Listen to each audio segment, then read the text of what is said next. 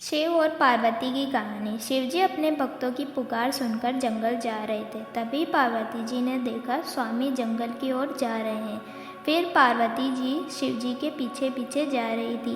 तभी शिवजी की नज़र पार्वती जी पर पड़ी। शिवजी ने देखा तो वह रुक गए और पार्वती जी से पूछा, देवी आप मेरे पीछे पीछे क्यों आ रही हो? पार्वती जी ने कहा, स्वामी मैं आपसे एक प्रश्न पूछना चाहती हूँ।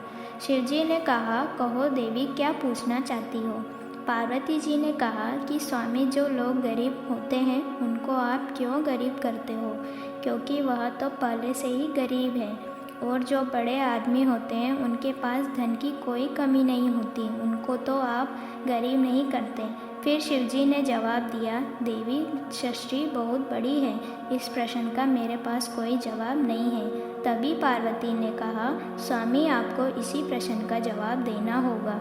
पार्वती जी रूठ गई। शिवजी ने कहा, हे देवी यह 2 कुटिया देख रही हो?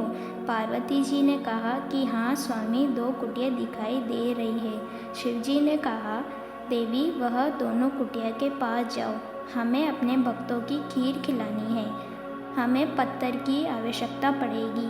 फिर पार्वती जी ने कहा, स्वामी खीर और कुटिया से क्या मेल है? फिर पार्वती जी उस कुटिया के पास गई और कहने लगी, स्वामी यह एक कुटिया बहुत सुंदर बनी है और दूसरी कुटिया में से तो पत्थर निकल रहे हैं। फिर पार्वती जी सोचने लगी कि इस कुटिया को क्यों बिगाड़े, यह बहुत सुंदर है और दूसरी कुटिया में से पत्थर ले चलती हूँ। शिवजी ने पूछा कि देवी पत्थर कौन सी कुटिया से लाई हो? पार्वती ने कहा, स्वामी एक कुटिया थी जो अच्छी बनी हुई थी और दूसरी में से पत्थर निकल रहे थे, जिसमें से पत्थर निकल रहे थे मैं उसी कुटिया में से पत्थर लाई हूँ। शिवजी ने पार्वती जी से कहा, देवी आपको प्रश्न का उत्तर मिल गया होगा। फिर पार्वती जी ने कहा कि हाँ स्वामी मैं समझ गई, मुझे माफ़ कर देना।